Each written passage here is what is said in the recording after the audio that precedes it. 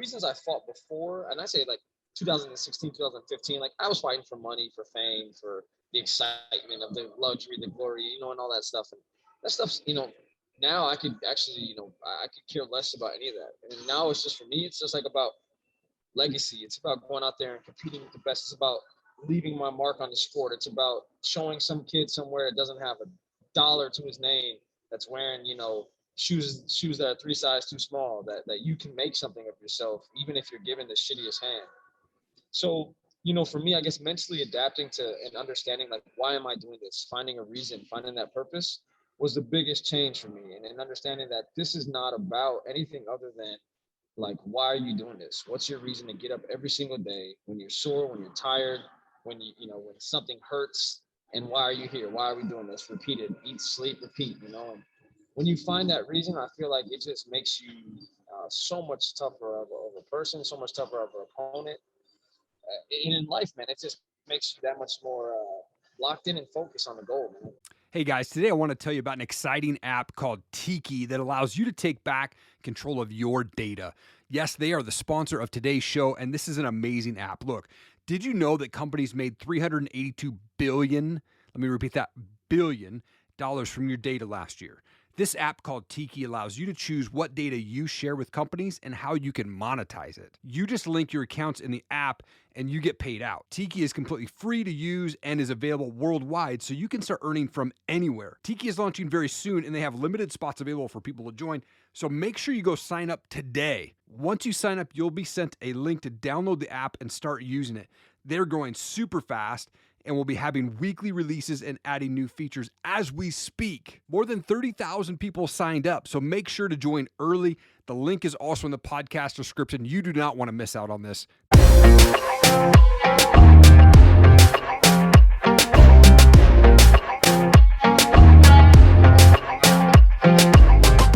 Lorenzo, you're a professional MMA fighter, pro boxer, Bareknuckle Fighter with 15 first-round knockouts. Thank you so much for your time, man. I appreciate it. What's going on, man? Thank you for having me. Do I like to start my shows off by going back a bit? Like, where did you grow up? What was childhood like for you? Childhood was absolute shit. Okay. But it's I was born in Hawaii, man. I was raised out there, down in Waianae. I was born in Oahu. Yeah, childhood was really rough, man. You know, did every wrong thing you possibly could do as a kid growing up, and made every mistake you possibly could. You know, it was always thank God for sports and you know, being athletic, and by the grace of God that I was able to even, you know, make something out of definitely nothing. Yeah, man. I mean, you're a big dude now. Were you always into lifting and getting big and stuff? You know what's funny? So I don't even lift weights, man. Like, okay. I used to lift weights all the time, like when I was playing football, and I was really heavy. I was like, you know, obviously I would get up to like 300. Right now I'm weighing like 252. You know, obviously I feel better than I've ever felt in my entire life. I don't lift any weights or anything. Come on. Mostly, yeah, man, it's all functional movement training, you know, kickboxing, wrestling, jiu-jitsu. And everyone's always asking, you know, I eat right now. Like even this time last year, man, I was like 290 pounds. But I was super fat, super chubby. Okay.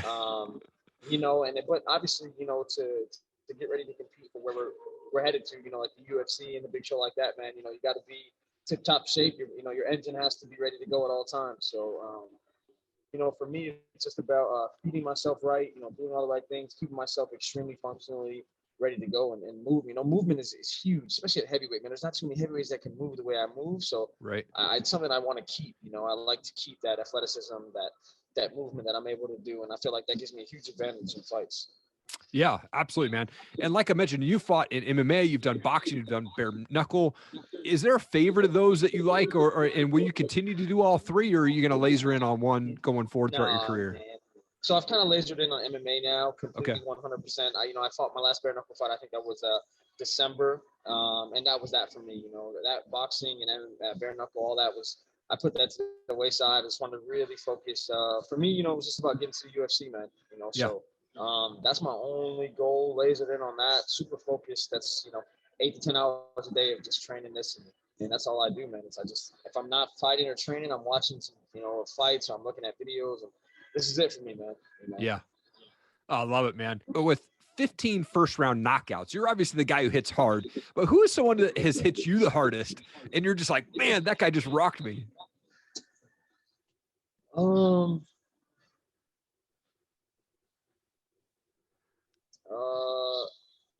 I'd say Vitor Belfort hits extremely hard. Okay. Yeah. Vitor Belfort hits extremely hard. Anthony Rumble Johnson hits super hard. For sure. You know, I would say those two dudes definitely hit extremely hard. Okay. Rico Verhoeven, like, man, we had some Rico Verhoeven, but it's not so much punches with him. It's kicks, man. His kicks are insane. So Gotcha. Those would be like the top three, I'd say, like the hardest I've ever been hit. Yeah. That's awesome. Yeah, man, you know, yeah. So that's definitely, I mean, you know, you got to be able to dish it and take it at the same time. So. Yep, absolutely, man. You talk on your Instagram about kind of being mentally tough. Like, what's the key to being mentally tough, and what things do you do to better yourself in your mindset, man? Man, you know, so mental stability in the fight game, in life in general, is underrated. Yeah. You know, I think the only few times in my career I've ever felt defeat, you know, it was a lot of mental lapses. You know, I go back now and I think about, you know, the facade that sometimes we put on, and being mentally strong, and then you're really not, you know, and you really don't know that you're not until that moment hits you, and then you know, you sit there and you're honest with yourself, and you're like, wow, you know, like mentally I gave up, you know, or I quit, or I knew I had more, but I just cowered out, you know, and that's a lot of that is just mental conditioning. You know, you gotta, you know, I think training your mind and training your body is just as important. You know, like you can't just skip out on that. You can't just be as physically gifted as a human being as possible and never train your mind, because there's going to come a time where your physical abilities isn't going to be enough. And when that happens, you know, you got to be ready to go mentally. You know, you got to be willing to, you know, like, I guess the mindset now is, for me, is I'm willing to die for this. You know, like I'm willing to die in the cage now to win a fight. As it was before, it was like, you know, I want, you know, and the reasons I fought before, and I say like 2016, 2015, like I was fighting for money, for fame, for the excitement of the luxury, the glory, you know, and all that stuff. And that stuff's, you know, now I could actually, you know, I could care less about any of that. And now it's just, for me, it's just like about legacy. It's about going out there and competing with the best. It's about leaving my mark on the sport. It's about showing some kid somewhere that doesn't have $1 to his name, that's wearing, you know, shoes that are 3 sizes too small, that you can make something of yourself, even if you're given the shittiest hand. So, you know, for me, I guess mentally adapting to and understanding, like, why am I doing this? Finding a reason, finding that purpose was the biggest change for me. And understanding that this is not about anything other than, like, why are you doing this? What's your reason to get up every single day when you're sore, when you're tired, when you know, when something hurts, and why are you here? Why are we doing this? Repeat it, eat, sleep, repeat, you know. And when you find that reason, I feel like it just makes you so much tougher of a person, so much tougher of an opponent. And in life, man, it just makes you that much more locked in and focused on the goal, man. Man, that's so good, dude. I was getting chills, man. That was awesome, dude. That was so good, dude. My other podcast is the Eric Allen Show, and I talk with entrepreneurs, world changers, and success-minded people, man, and talk with like guys like Ed Milet and, you know, Bedros Keuilian and Bradley and all these guys. And man, I'm so much into like mindset, man, and entrepreneurship, man. And you were just speaking my language, man. That was awesome, dude. Man, it's facts, man. It's real facts. I always say, you know, and no offense to obviously anybody, you know, but I just say, like, the old me was a mental midget. You know, I was completely, you know, it was so small of a mental game that I had. Now, man, like, you know, my mind and my body have caught up to each other, and that makes me a dangerous man. Yep. Yeah. Come on, man. What's the backstage ritual for you? How are you feeling before you walk out to that cage, man? You ever get scared? Scared? No. Nervous as hell? Yeah, man. Okay. You know, because I feel like in MMA, there's so much, especially at this level where I'm at, there's so much riding on every single fight, man. Yeah. You know, like, you know, you feel like you're one fight away from the UFC, and then, like, you take a loss, and now you're 3-4 fights behind. You know, like you know, like you're so close. You've given so much, and every fight requires, you know, and that's why I say now, like, I'm willing to die for this, man, because, like, I'm so close that, you know, like, I can taste it, you know, like. And so for me, it's like I can see the UFC right here, and it's like, okay, I know I need to get there. So every fight that like I'm in, it's like, oh boy, this is, like going in the Backstage Ritual, like I'm walking around breathing deep breaths. I'm out of breath for no reason. I'm just like, my coaches are sitting there, they're like, hey, listen, focus in, you're gonna be fine. And then my music hits, and then it's just that demeanor of like, okay, like I know why I'm here. I'm making this walk, for my future, for my legacy. So Yeah. go show the people, what it is, the mark you're trying to leave behind when it's all said and done. Man, so good, dude. Do you use the same walkout music every time, or do you change it up? What's funny? So my whole career in combat sports, from kickboxing to boxing to bare knuckle, I always came out to Many Men by 50 Cent. Okay. And it's kind of like Me Against the World type song, and it's kind of like one of those.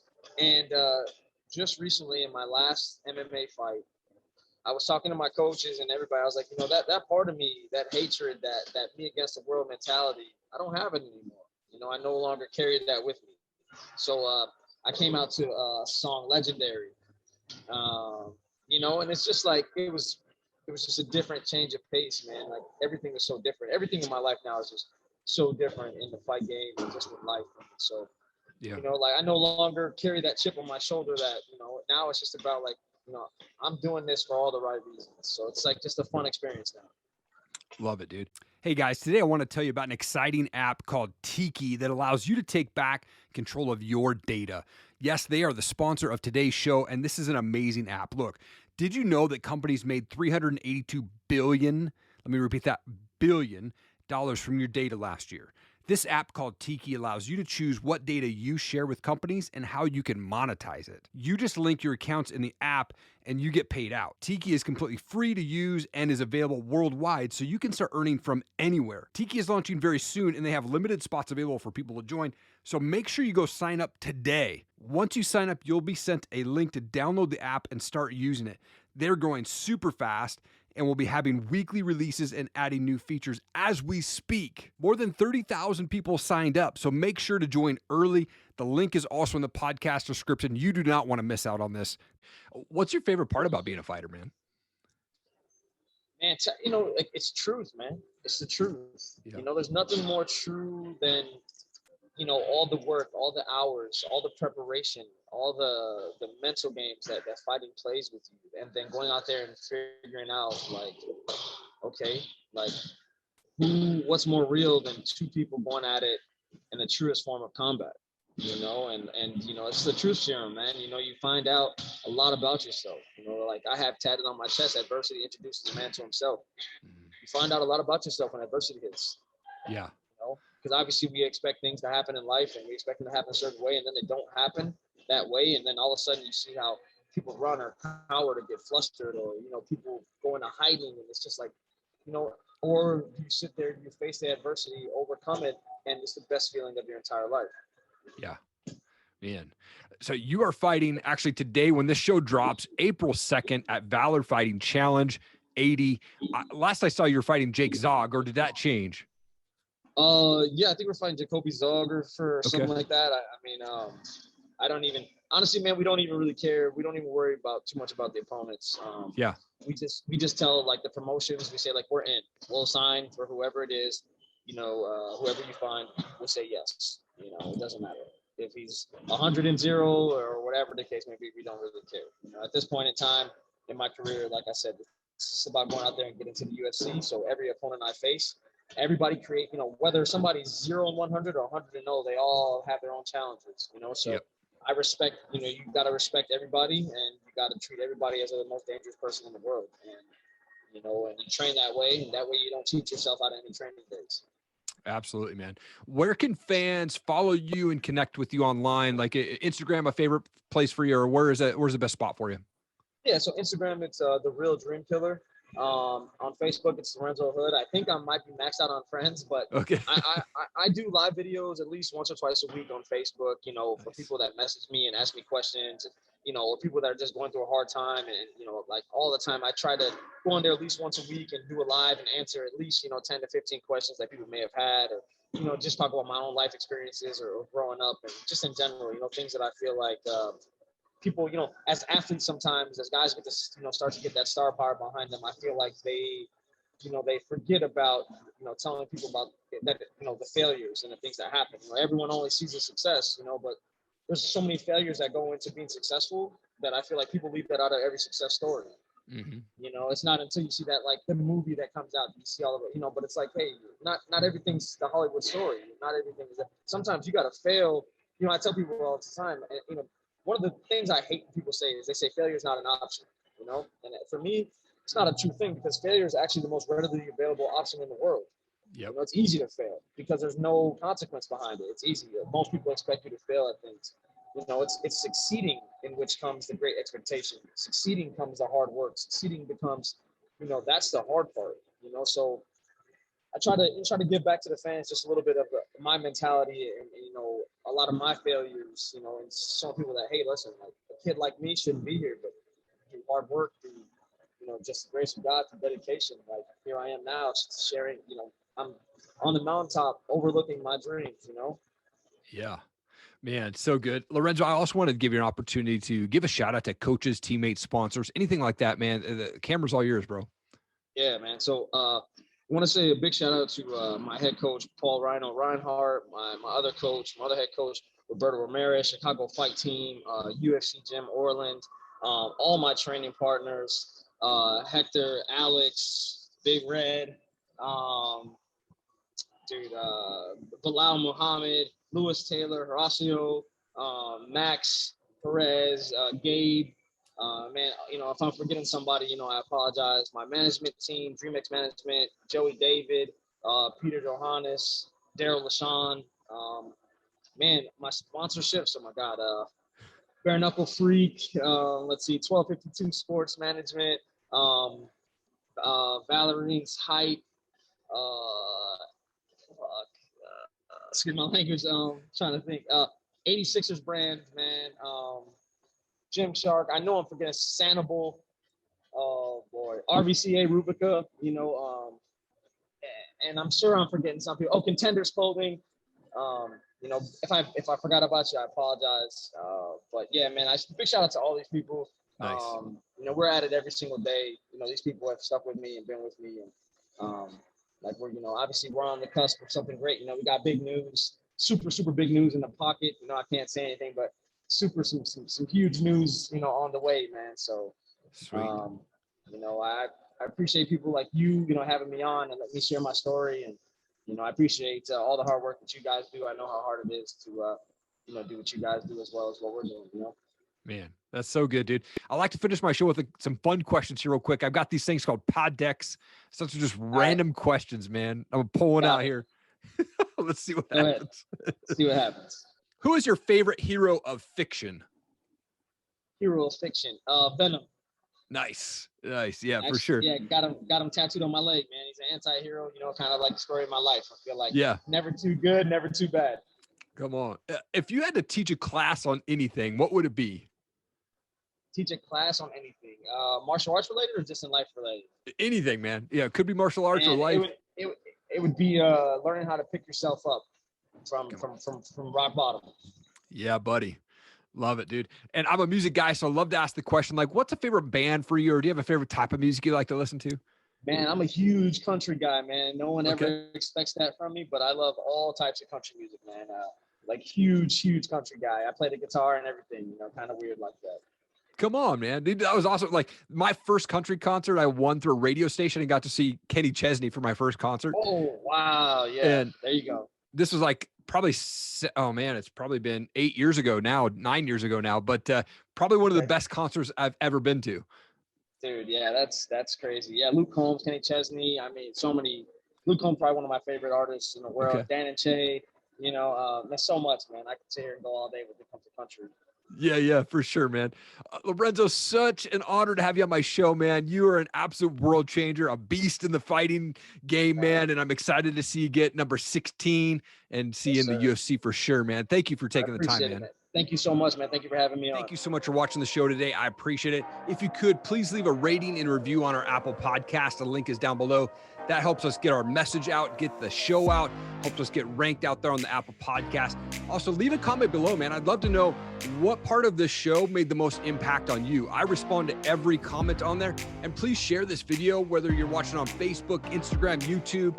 Please share it out. We want to make sure that we impact as many people as we can with the guests that come on my show and highlight those guests and what they've got going on, and they're changing the world. So thank you so much for the time. So appreciate it. Have an awesome day.